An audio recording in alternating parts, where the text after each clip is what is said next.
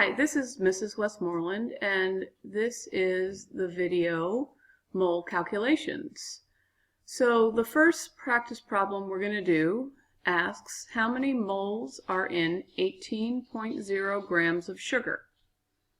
So in the question here, I've underlined the word moles and grams. We need to make a connection between those two units of measurement. And the connection we can make between moles and grams is the molar mass. So the mass in grams that we calculate from the periodic table to represent 1 mole of the compound. So when I add up 6 times 12, which is the mass of carbon, plus 12 times 1, which is the mass of hydrogen, plus 6 times 16, which is in the mass of oxygen, I get that 1 mole is equal to 180 grams of sugar. So that equality, 1 mole is equal to 180 grams, is going to be my conversion factor that will allow me to convert between grams and moles. Just like 1 inch is equal to 2.54 centimeters, or 1 meter is 100 centimeters. It will allow me to convert using dimensional analysis. So just like we did in dimensional analysis, I start with the number given in the problem and its unit, and in this case also the substance that it refers to, over 1. So 18.0 grams of sugar over 1. And then I multiply by that equality that is written as a fraction. So in this case, since grams is the unit I'm starting with, I need to put the 180 grams in the denominator and the 1 mole in the numerator so that the grams unit cancels and I end up with the unit that I'm interested in, which is mole. So then once my conversion is set up, I can do the math by dividing 18.0 by 180. And so for my answer, I should keep it to 3 significant figures because that's what the original number of 18.0 had. So my answer is 0.100 moles of C6H12O6 of sugar. Now, you'll notice that the abbreviation for mole, M-O-L, just takes off 1 letter of the word mole, M-O-L-E. You should also notice that I have paid attention to sig figs. I have also included not only the unit of mole, but also the substance of sugar as part of my answer. This should be true for all of your mole calculation problems.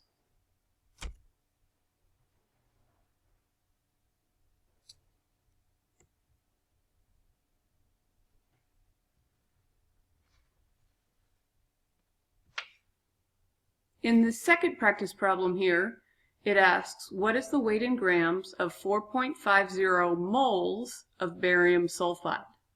So again, I'm looking at making a connection between grams and moles. And the connection that allows me to convert those two units is the molar mass. So in the problem, I'm given the name of the compound barium sulfide. So before I begin, I need to have a formula of barium sulfide, balancing out the charges from the periodic table since it's an ionic compound. And from that formula, I can then calculate the molar mass in grams of barium sulfide. So I add up the mass on the periodic table of barium plus the mass of sulfur, since there's 1 atom of each in my chemical formula. I start my dimensional analysis with the number in the problem. I write the number, the unit, and the substance over 1, 4.50 moles of barium sulfide. Then my equality that I wrote, the molar mass, is what I use as my unity factor, as my conversion factor. Since I'm starting with moles, 1 mole goes in the denominator, 169 grams goes in the numerator, therefore I would multiply 4.50 moles times 169 to get an answer rounded to 3 significant figures of 761 grams of barium sulfide. I take the significant figures from the number in the problem, 4.50. I also include a unit, grams, and a substance, barium sulfide, in my answer.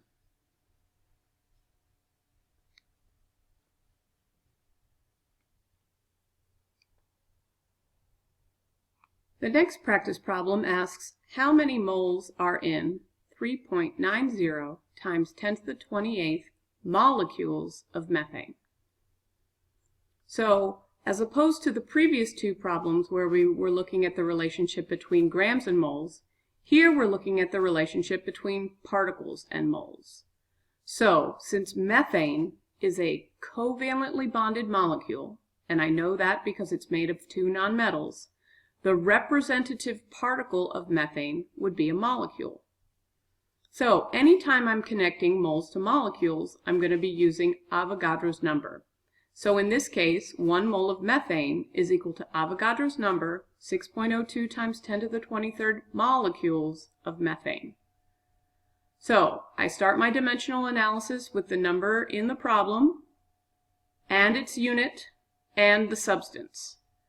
Notice that I have abbreviated molecules to cules. I do this because molecules is a pretty long word to write, but I don't want to confuse molecules with moles by using the beginning of the word in my abbreviation. So I start with 3.90 times 10 to the 28th cules of methane over 1 as my first starting point of my dimensional analysis. And then the conversion factor is Avogadro's number because we're converting between particles and moles. So since particles is in the numerator of the starting substance, that means I need Avogadro's number in the denominator of my conversion. And 1 mole goes in the numerator. So that way, when I cancel out the units, the molecules cancel and I'm left with moles, which was what the question asked for. So mathematically, I would divide 3.90 times 10 to the 28th by 6.02 times 10 to the 23rd, keeping 3 significant figures because of the number in the problem, and I would get 6.48 times 10 to the 4th moles of methane, CH4. So the answer has the same number of sig figs as the number in the problem. It also has a unit of moles, and it tells me which substance I'm talking about with its chemical formula for methane. Okay, so the next practice problem asks how many formula units are in 198.5 grams of sodium chloride. So in the previous 3 problems, we were either given moles to begin with or we were asked to calculate moles. So in this case, neither our starting unit or our ending unit is moles. And so just like we did with the metric system, when we were going from one unit with a prefix to another unit with a prefix, if we are neither starting nor ending with moles, we will always connect through the unit of moles, which is sometimes called the heart of chemistry. So I need a conversion factor that will allow me to connect formula units to moles and also grams to moles. So the connection between grams and moles is the molar mass. And so for 1 mole of sodium chloride, I can add up the masses from the periodic table, 23 for sodium and 35.5 for chlorine, to get 58.5 grams is equivalent to 1 mole of sodium chloride. Then for the formula units, I need to recognize that formula unit is the representative particle of an ionic compound. So sodium chloride is an ionic compound. So I can use Avogadro's number to represent 1 mole of formula units of sodium chloride. So my second conversion is 1 mole of sodium chloride is equal to 6.02 times 10 to the 23rd formula units. So I start my dimensional analysis with the number the unit and the substance given in the problem, 198.5 grams of NaCl. And now, since I'm starting with grams, my first conversion factor needs to have grams in the denominator. So I'm going to use the gram to mole conversion with 58.5 grams in the denominator, 1 mole in the numerator. That cancels out the unit of grams and gets me to moles. But my question asks for formula units, or particles, so I need a second conversion factor which will allow me to convert from moles to formula units. So since moles is in the numerator of the first conversion factor, it needs to be in the denominator of the second conversion factor so that it cancels. And then I put Avogadro's number of formula units, which I abbreviate FUN, in the numerator. Then I multiply across the numerator and divide by what's in the denominator. I round my answer to 4 significant figures because of the number in the problem, and I get 2.043 times 10 to the 24th formula units of sodium chloride.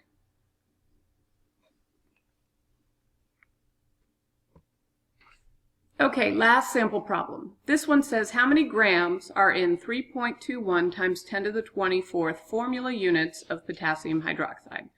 So just like the last one, I'm not starting with moles, nor am I ending with moles. So I'm going to need 2 conversion factors. One that connects grams to moles, the molar mass, and the other that connects formula units to moles, Avogadro's number. So for grams to moles, I use the periodic table. 1 mole of potassium hydroxide has a molar mass of 56 grams, which I add up from potassium, oxygen, and hydrogen. And then for formula units, I use Avogadro's number. 1 mole of potassium hydroxide is equal to 6.02 times 10 to the 23rd formula units, since it's an ionic compound. I start my dimensional analysis with the number and the unit and the substance given in the problem.